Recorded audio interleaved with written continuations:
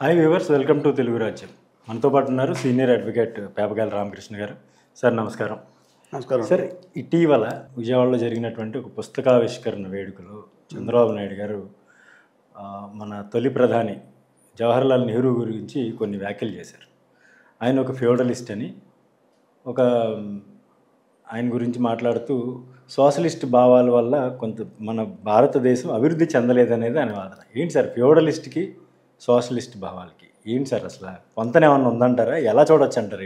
ఇది చూస్తే అంటే జనరల్గా చంద్రబాబు నాయుడు గారి స్టేట్మెంటు పేపర్లోనూ తర్వాత సోషల్ మీడియాలోనూ చూసిన తర్వాత కొంచెం ఇది నిజమా కదా, లేకపోతే ఈ పెట్టినటువంటి ఈ థంబ్నెయిల్ ఏదైతే ఉందో అది నిజమా కరెక్టా కాదా, ఎవరైనా అన్నెసరీగా క్రియేట్ చేశారా అని చెప్పేసి డౌట్ వచ్చింది.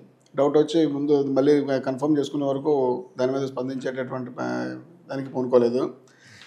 కాకపోతే ఇక్కడ సముచితం అనుచితం అనేటటువంటి రెండు భావనలు ఉంటాయి.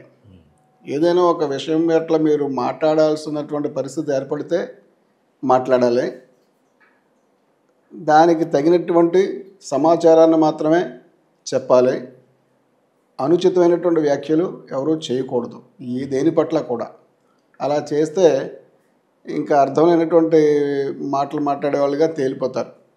ఆ రకంగా చూస్తే మరి చంద్రబాబు నాయుడు అనే వ్యక్తి ఆయన చదువు పరంగా మేధోపరంగా ఏ రకమైనటువంటి ఎడిషనల్ క్వాలిఫికేషన్స్ లేకపోయినప్పటికీ కూడా సువిశాలమైనటువంటి ఆంధ్రప్రదేశ్ రాష్ట్రానికి 9 సంవత్సరాలు, విభజించబడినటువంటి ఆంధ్రప్రదేశ్ రాష్ట్రానికి ఇప్పటికీ 6.5 సంవత్సరాలు ఆయన ముఖ్యమంత్రిగా పనిచేసి ఉన్నారు.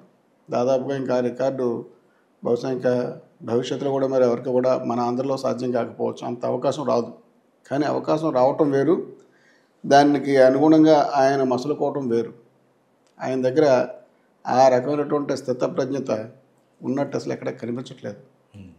ఈవేళ నెహ్రూ గురించి ఆయన మాట్లాడాల్సినటువంటి పరిస్థితి కాదు.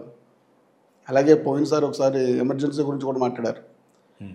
అప్పుడు కూడా ఏదో చీకటి రోజులు, చీకటి రాజ్యం, అది ఇది అని చెప్పేసి ఆయనకి నచ్చినట్టు ఎవరో ఇచ్చినటువంటి స్క్రిప్ట్ అనుకుంటాను బహుశా ఆయన అక్కడ మాట్లాడేశారు. స్క్రిప్టే ఉంది ఆయనకి ఎప్పుడు అవసరం అనుకుంటే ఎలా అవసరం అనుకుంటే అలా మాట్లాడేస్తారు ఆయన. అందుచేత ఆయన మాటల్ని ఎంతవరకు తీసుకోవాలి అనేటటువంటిది మరీ అంత సీరియస్గా తీసుకోవాల్సినటువంటి పని ఉందా?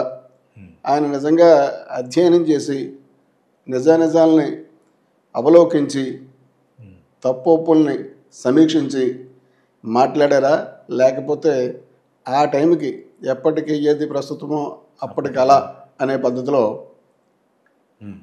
తప్పించు తిరిగేటట్టు, అది ఇప్పుడు అనవసరంగా మాట్లాడుకోవడానికి అది ఇది కానీ ప్రొయాక్టివ్గా చేసినటువంటి వ్యాఖ్య ఇది.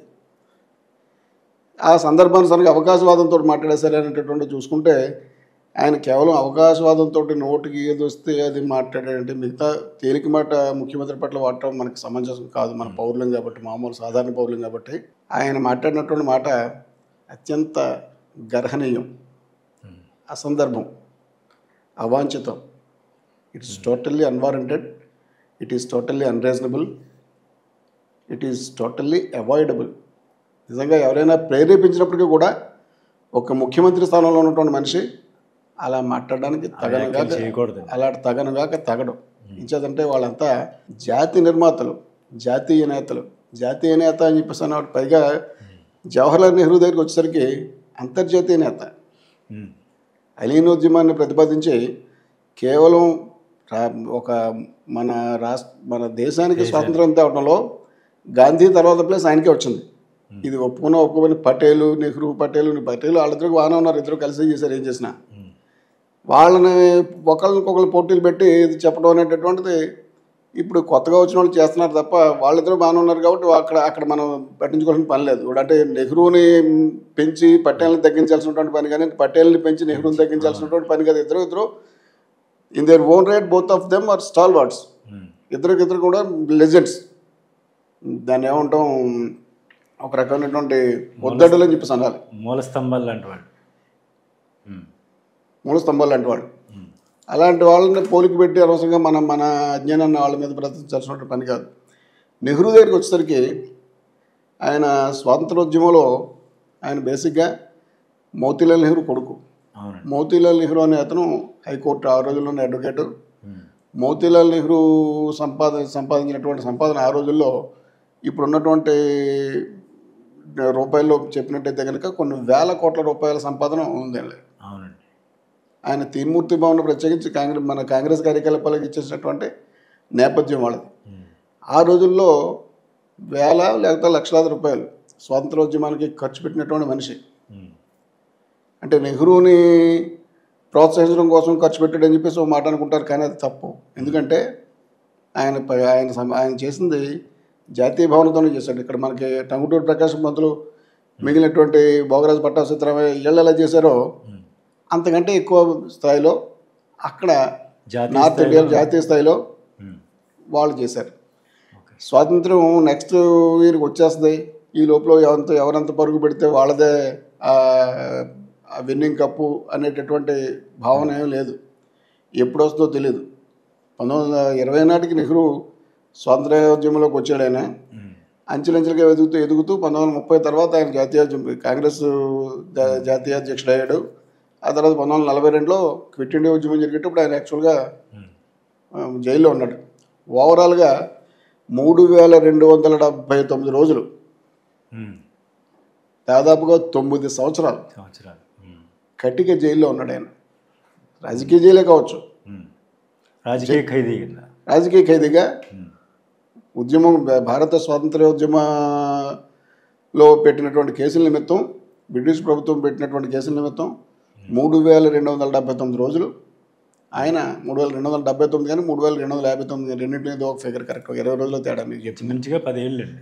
9 సంవత్సరాల పై నుంచి ఆయన ఒక ఆగర్భ శ్రీమంతుడి ఇంట పుట్టి కష్టం అంటే ఏంటో తెలియకుండా పెరిగి అప్పటికే ఆక్స్ఫర్డ్లో చదువుకుని వచ్చి బారిస్టర్ పూర్తి చేసి బయట పోటీ కూడా లేదు, లక్షలాది రూపాయలు సంపాదించుకునేటటువంటి అవకాశం న్యాయవాది వృత్తిలో ఉండి ఎదురులేనటువంటి జీవితం గడిపేటటువంటి స్థితిలో ఉన్నటువంటి మనిషి వాటన్నిటినీ ఛేదించేసి ఇంట్లో ఉన్నటువంటి విదేశీ వస్త్రాలన్నింటినీ కూడా బయటకు వచ్చి మంటల్లో వేసేసి గాంధీ చెప్పినటువంటి ఖద్దర్ని ధరించుకుంటూ అక్కర్లేనటువంటి పాశ్చాత్య స్టైల్లో ఉండేటటువంటి వెస్ట్రన్ స్టైల్లో ఉండేటటువంటి జీవితాన్ని చర్మాంకం పలికేసి కేవలం గాంధీ చెప్పినటువంటి పద్ధతిలో ఖద్దరు వేసుకుంటూ మామూలుగా అన్ని త్యాగం చేసే వచ్చాడు ఆయన.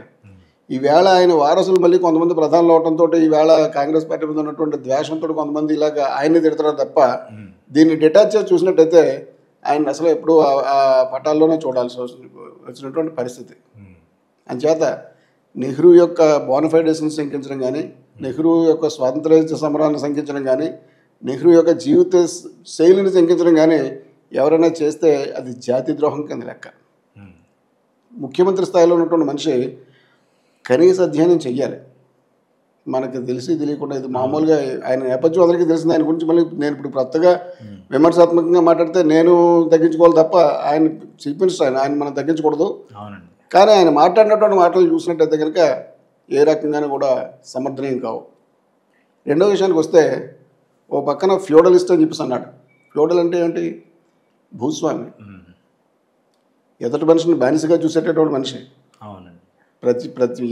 ప్రజలందరినీ కూడా బానిసలను చేసి వాళ్ళ రక్తమాంసాలను పీల్చేసి కేవలం తన ఇంట్లో పనిచేసే వాళ్ళ కింద, తన పొలాల్లో పనిచేసే వాళ్ళ కింద, తన ఫ్యాక్టరీలో పనిచేసే వాళ్ళ కింద చేసుకుని కేవలం తనకి పన్నులు కట్టేవాళ్ళు మాత్రమే, లేకపోతే ఈ శిస్తు చెల్లించే వాళ్ళు మాత్రమే, లేకపోతే మరొక ఈ పంటలో భాగం చెల్లించేటటువంటి పీసెంట్స్గా మాత్రమే చూసేటటువంటి ఒక భావజాలాన్ని నరనరనే జీర్ణించుకున్న ఉన్నటువంటి మనిషిని ఫ్యూడలిస్ట్ అని అంటారు.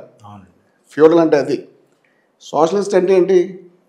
సమాజం, సమసమాజం, సామ్యవాదం, ప్రజలందరికీ కూడు నెడ్డ ఉండాలి, అందరికీ స్వేచ్ఛ స్వాతంత్ర్యాలు ఉండాలి, భావ వ్యక్తీకరణ స్వేచ్ఛ ఉండాలి, అందరూ తనకు నచ్చినటువంటి పనులు చేసుకోవాలి, అందరికీ సమాన అవకాశాలు ఉండాలి, రాజు పేద అనేటటువంటి మాట ఉండకూడదు, రాజ్యం అనేటటువంటి అలా లేకుండా సమసమాజం, సహజీవనము, సమభావనము, సమతాభావము వేదముగా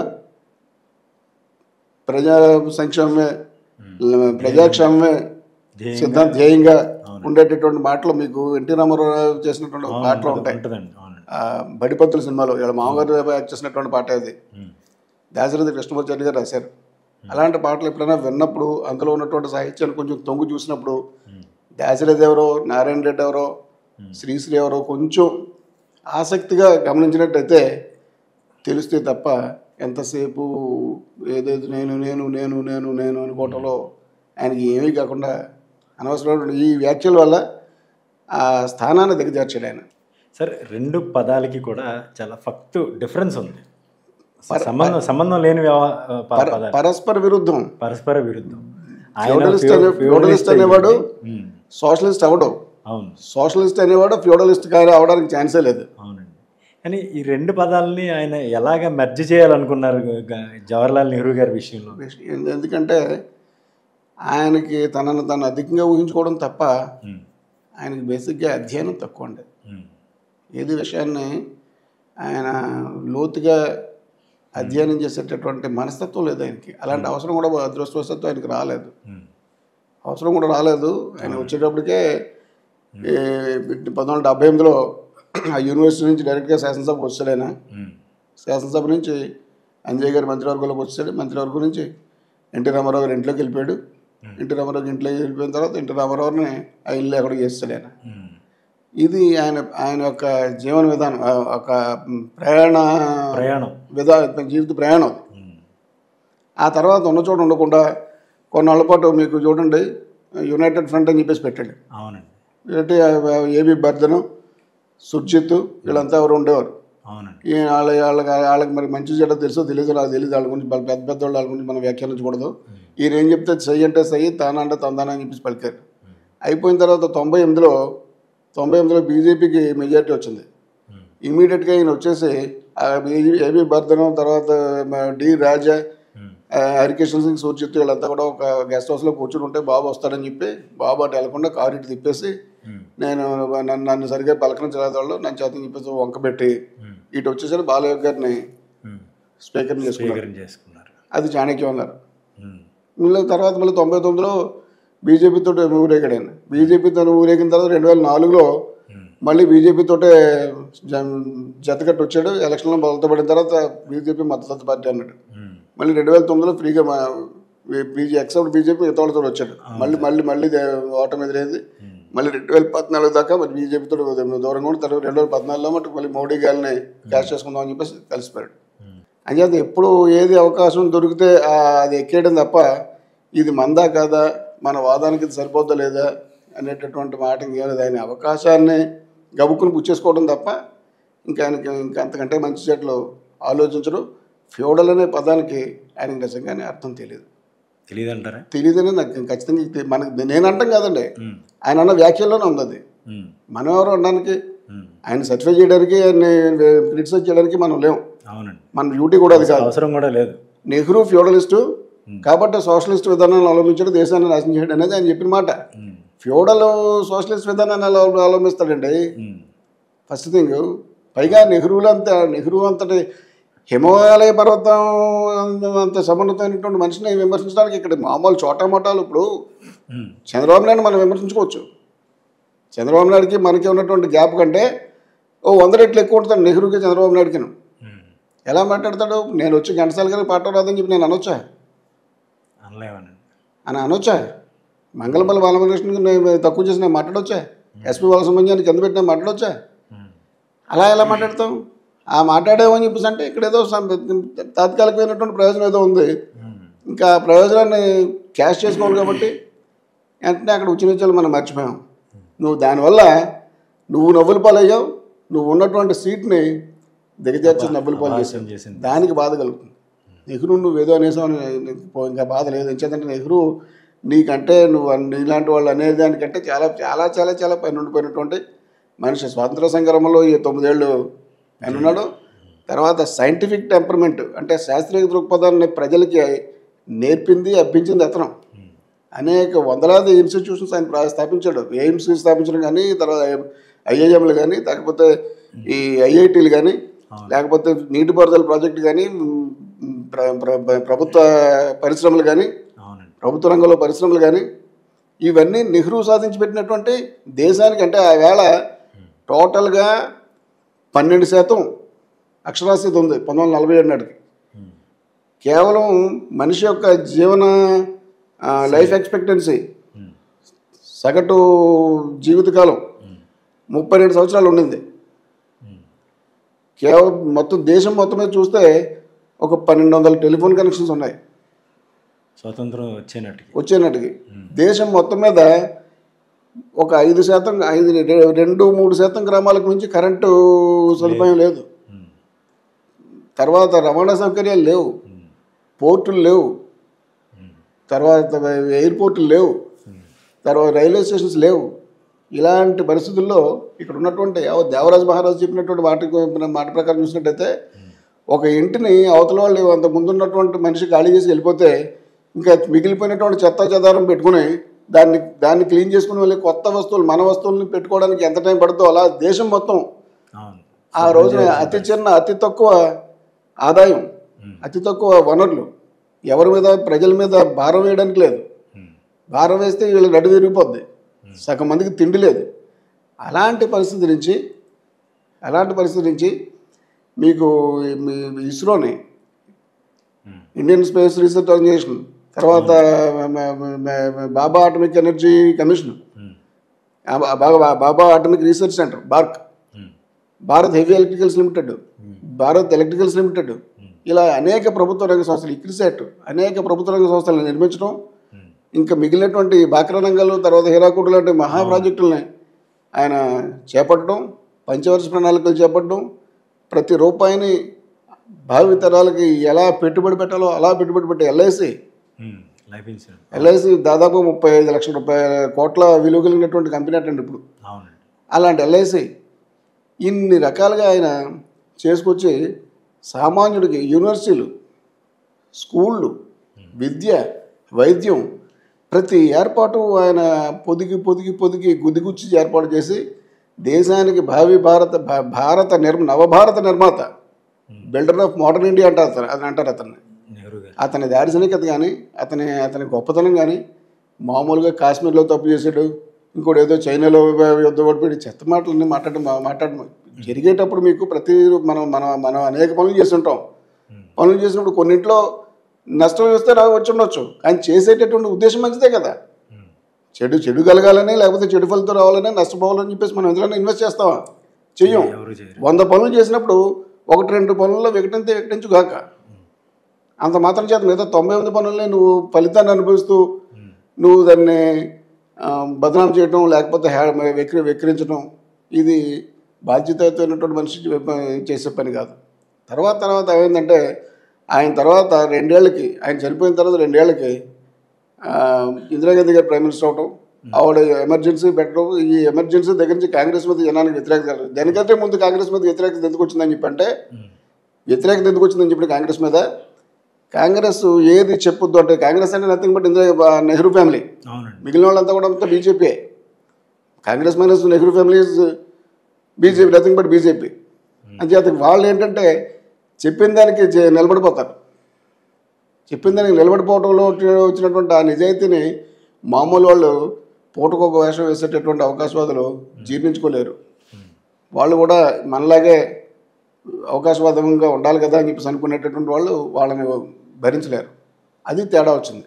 అంచేత ఈ వెనకాల ఉన్నటువంటి ఈ తర్వాత సోనియా గాంధీ రాష్ట్రాన్ని విభజించడం, మన రాష్ట్రం వరకు ఇందిరాగాంధీ ఎమర్జెన్సీ పెట్టడం, ఈ పనుల వల్ల కొంచెం వాళ్ళంటే ఒక నియంత వైఖరితో ఉన్నారేమో అనేటటువంటి భావం పెరిగి ఈ నేపథ్యం నుంచి చూసి నెహ్రూని తోలునడ్డానికి సమాహితం అవుతున్నారు తప్ప మామూలుగా వెనకాల ఈ వారసత్వం కనుక కొనసాగి ఉండకపోతే కాంగ్రెస్ అక్కడితో కానీ ఆగిపోయినట్టయితే కనుక నెహ్రూ మించుగా ప్రాతకాల స్మరణీయుడిగా అందరూ కూడా కీర్తించి ఉండేవాళ్ళు. సోషలిస్ట్ విధానం లేకపోతే అసలు మామూలు ఈ ఎలిమెంటరీ స్కూల్ చదివినాడు ఎవడైనా సరే సోషలిస్ట్ పద్ధతినే కోరుకుంటాడు. కమ్యూనిజంలో కొంచెం రిఫైన్డ్ పద్ధతి అయినటువంటిది సోషలిస్ట్ విధానం. కమ్యూనిజంలో మరొక ఏదో హింసో లేకపోతే మరొకటో ఏదో ఉంటాయి. లెనినిస్ట్ పద్ధతుల్లో కొంచెం తీవ్రవాదం అది నియంతృత్వం, సోవియట్ రష్యా స్టాలిన్ చెప్పినా ఇంకోటి చెప్పినా ఇక్కడ అలా ఉండదు కదా. సామ్యవాదం అని చెప్పారంటే మీకు డెమోక్రటిక్ వేలో ప్రజాస్వామ్య పద్ధతుల్లో గణతంత్ర పద్ధతుల్లో మాత్రమే సమసమాజాన్ని నిర్మించుకునేటటువంటి ఒక అద్భుతమైనటువంటి విధానాన్ని నెహ్రూ పోషించాడు. పోషించి అందరికీ ముందు రాజ్యాంగ విలువలు నేర్పాడు. ఆయన చెప్పినట్టు ఆయన మీకు ఇంకా చెప్పాలంటే హిందూ బిల్లు ఒకటి ఉంటుంది. 48, 49లో రాజ్యాంగంతో పాటే అంబేద్కర్ గారు ఆయన్నే నెహ్రూ గారు అడిగారు. అవుట్లైన్స్ ఆయనకు కావాల్సినటువంటి చెప్పి నెహ్రూ అంబేద్కర్ ఇద్దరు ఒకరికొకరు సప్లిమెంటల్గా సహకరించుకునేటటువంటి మనుషులే. వాళ్ళు ఎప్పుడు కూడా ఘర్షించుకునేటువంటి మనుషులు కాదు. నెహ్రూకి అంబేద్కర్కి ఇద్దరికి ఇచ్చేదంటే ఇద్దరిది శాస్త్రీయ దృక్పథం, ఇద్దరిది సామ్యవాదమే. కానీ వెళ్ళే రూట్లలో అంబేద్కర్ది కొంచెం తీవ్రమైనటువంటి పద్ధతి, నెహ్రూకి అది అది కుదరదు. ఇచ్చేదంటే ఆయన ప్రధాని, సౌమ్యుడు కాదు, ఆయన ప్రధాని కాబట్టి ముందు ఆ సీట్ని కాపాడుకోవాలి. నెహ్రూ ఈయనకి ఆ బాధ లేదు. ఈయన చెప్పింది ఓపెన్గా చెప్పేయడానికి ఈయనకు ఉన్నటువంటి స్వేచ్ఛా స్వాతంత్ర్యాలు నెహ్రూకి లేవు. నెహ్రూకి కొన్ని కట్టుబాట్ల మధ్యలో బందీకృతుడు అతను. అలాగా హిందూ కోడ్ బిల్లుని 1950లో ఎవరు అంబేద్కర్ గారి ముందు తెచ్చి పార్లమెంట్లో పాస్ చేయాలని చెప్పి అన్నప్పుడు, అంటే స్త్రీలకు అప్పటికో వారసత్వ హక్కు ఉండేది కాదు. డైవోర్సు తర్వాత పురుషుడికి ఎన్ని పెళ్ళిళ్ళైనా ఎంతమంది స్త్రీలైనా పెళ్లి చేసుకునేటటువంటి పాలిగేమ్ అనేటటువంటి పద్ధతి ఉండేది. అలా కాకుండా ఒక మగతను ఒక స్త్రీని మాత్రమే పెళ్లి చేసుకోవాలనేటటువంటి పద్ధతి హిందూ కోడ్ బిల్లు వచ్చింది. ఆ బిల్లుని పెట్టినప్పుడు ఈ హిందూ సంప్రదాయం సర్వనాశనం అయిపోతుంది, ఇదంతా కూడా మతం అంతా వివరణం అయిపోతుందని చెప్పి ఈ హిందూ మహాసభ వాళ్ళు, శ్యాంప్రసాద్ ముఖర్జీలు, ఆర్ఎస్ఎస్ వాళ్ళు అప్పుడు ఉన్నటువంటి ఈ జట్టంతా కూడా విపరీతమైనటువంటి గగ్గోలు పెడితే వ్యతిరేకించి కాంగ్రెస్లో ఉన్నటువంటి కొద్దిమంది కూడా హిందూ సంప్రదాయవాదులు ఉండేవారు కదా. అటు జనసంఘతో డైరెక్ట్గా లేకపోయినా, అదే బీజేపీ మాతృ సంస్థ అయినటువంటి ఆర్ఎస్ఎస్ తోటి డైరెక్ట్ లింక్ లేకపోయినప్పటికీ కూడా వాళ్ళు కూడా ఇంచుమించుగా ఈ మతతత్వం వైపు లేకపోతే ఈ సాంప్రదాయాల వైపు ఉండిన వాళ్ళు అవటం వల్ల హిందూ కోడ్ బిల్లుని వాళ్ళు కూడా వ్యతిరేకించారు. వ్యతిరేకిస్తే ఆ టైంలో ఆ బిల్లుని తాత్కాలికంగా ఉపసంహరించాడు ఆయన. ఎవరు? నెహ్రూ గారు, ప్రధాని కాబట్టి. అలా ఉపసంహరించాడు కాబట్టి నెహ్రూ యొక్క సిన్సియారిటీని నేను నమ్మినప్పటికీ కూడా నెహ్రూ యొక్క ఈ కొంచెం ఈ పార్లమెంట్లో ప్రతిపక్షాలు వ్యతిరేక శక్తులందరినీ కూడా అణిచేసి ఈ బిల్లుని పాస్ చేయాల్సినటువంటి మనిషి ఆయన సరిగ్గా చేయలేదని చెప్పి మళ్ళీ అక్కడ నేను ఈ క్యాబినెట్లో నేను ఉండటంలో అర్థం లేదని చెప్పేసి బయట ఎవరో అంబేద్కర్ 1950 సెప్టెంబర్లో బయటకు వచ్చేసారు. 51 అనుకుంటాను, 51 సెప్టెంబర్లో బయటకు వచ్చేసారు ఆయన.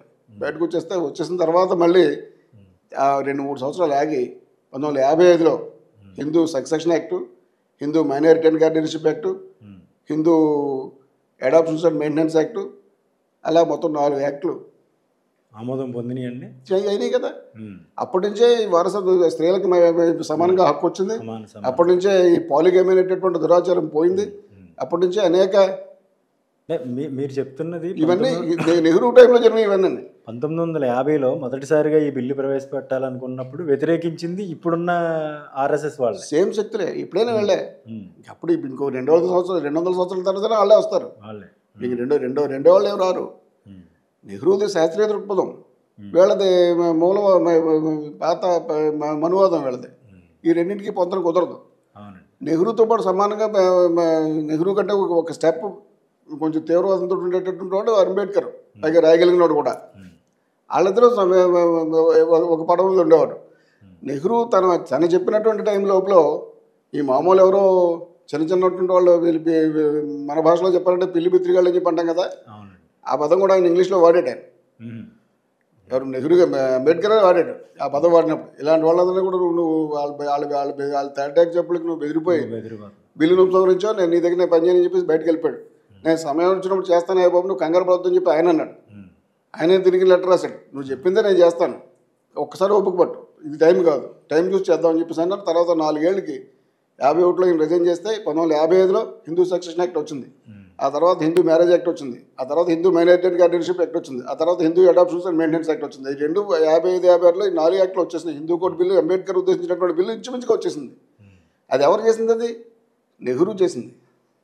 కాకపోతే వాళ్ళు ఏది కూడా అలా చేసి నేను అనేటువంటి పదం చెప్పుకోరు కాబట్టి అలాంటి చీప్ అది నేలబడతనం. అలాంటి నెహ్రూని పార్టీలకు అతీతంగా నెహ్రూ చనిపోయినప్పుడు మరి వాజ్పేయి ఎంత ఎంత మనిషి కదిలిపోయి రాశాడు కదా ఉత్తరం. నెహ్రూ బ్రతికుండగా సుభాష్ చంద్రబోస్ గారు గొప్ప ఉత్తరాలు రాశాడు కదా. నెహ్రూ బ్రతికుండగా పటేల్ గారు రాశాడు కదా. ఆయనకి ఎక్కలేనంతటి స్టార్ అని చెప్పేసి ఇస్తాను ఎంతో గొప్పగా. సరోజినీ నాయుడు ఏమందామని ఆయన్ని. ఈ లెటర్లు ఎప్పుడైనా చదివితే వాటి యొక్క భావం తెలిస్తే ఆ భాష అది గ్రహించగలిగినట్టయితే ఎవరైనా నెహ్రూ పట్ల అవాంఛితమైనటువంటి లేనిపోని మాటలు మాట్లాడేసి జనంలో లోకు అయిపోకుండా ఉంటారు. అలాంటి బాధలు ఈయనకేం లేవు. ఈయనకి భాష. హలో, తెలుగు రాజ్యం ఛానల్ చూస్తున్నారా? సామాజిక రాజకీయ జీవన చిత్రణే తెలుగు రాజ్యం. అతిశయోక్తులు అసత్యాలు ఉండవు. రాజకీయ కోణం కాదు, ప్రజా కోణమే కొలబద్ద. తెలుగు రాజ్యం వీక్షణ మీ ఉత్తమ అభిరుచికి నిదర్శనం.